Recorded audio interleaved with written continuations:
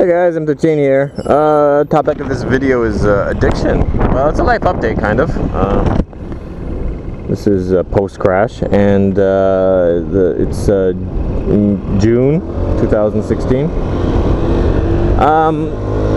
Yeah, I got addicted to painkillers after my crash. I was taking them. The doctor, I found it's funny because I ended up. The painkillers that I liked were the really strong ones, like morphine, and then no doctor would prescribe those for me, but I found one that would. I found like one lone doctor who was like, "Oh yeah, these are good. I take these all the time." And I'm not even kidding. He was just like a doctor who he himself took them for fun. So he prescribed them for me. He had no qualms with it. He's just like, "Yeah, another person that can be addicted to the same drug as me. Yay, more friends for me." So I was, but you know, I knew they were addictive and I knew it was dangerous, so I really tried to control it, and I did a pretty good job.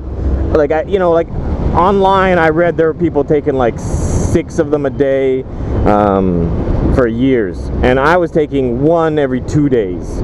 So I was really trying to limit it because but it was still a narcotic and I was still playing around. And then what I found out what was happening was after like so many months of taking this painkiller, I just started having no short-term memory, and it was really, and it wasn't like gradual either. It was kind of like 1 month I did, and the next month I didn't, even though I'd been taking them for months. I think there was some kind of a situation where it just kind of built up inside of me, and then I want to go get Pizza Hut, and then at some point it just kicked in where I just lost my short-term memory. So I quit them, and then I just quit them cold turkey, and then since then I've had problems with insomnia, but I've been using alcohol to counter that. It's true. It's because when you quit the drugs you have problems with sleeping, and then you end up having to take alcohol to help you to sleep, and then you guessed it, after I quit my addiction to painkillers, I started to become an alcoholic. But I also I'm pretty good with these things. I nip that in the bud as well. I was an alcoholic.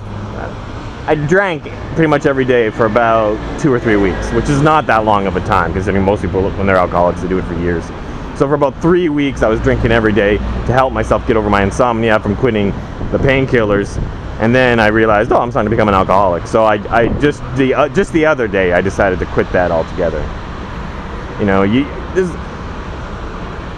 I don't have a problem with recreational drugs as long as you control it, but the problem is most people don't know when they can't control it. And I had first of all, if you want to know if you're addicted to something, set yourself rules for doing it, and if you follow those rules, then you're not addicted.